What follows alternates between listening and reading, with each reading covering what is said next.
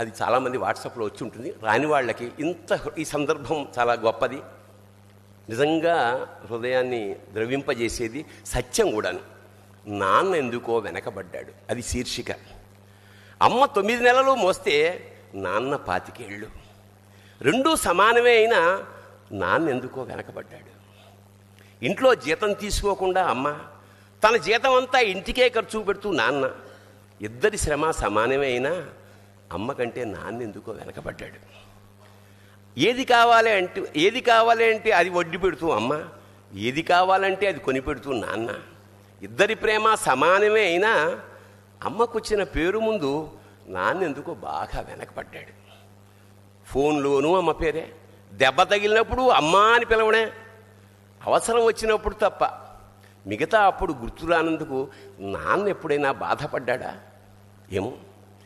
ఇద్దరూ సమానమే అయినా పిల్లల ప్రేమను పొందడంలో తరతరాలుగా నాన్న ఎందుకో వెనకబడ్డాడు. అమ్మకి మాకు బీరువా నిండా రంగురంగుల చీరలు బట్టలు, నాన్న బట్టలకు దండెం కూడా నిండదు. తనని తాను పట్టించుకోవడం రాని నాన్న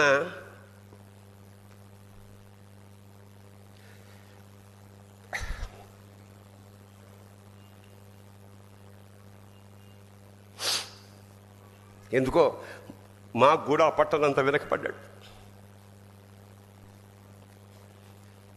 అమ్మకి అన్నో కొన్నో బంగారు నగలు, నాన్నకి బంగారు అంచున్న పట్టు పంచి ఒకటే.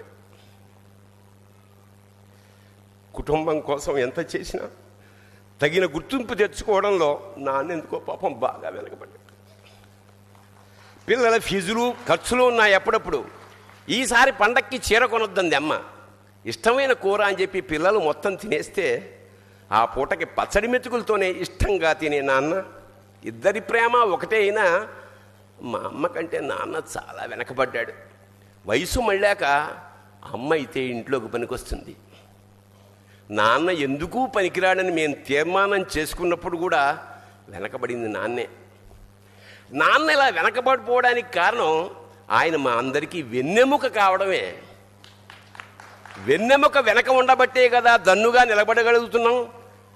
ఇదేనేమో నాన్న వెనకబడిపోవడానికి కారణం. శివోహం.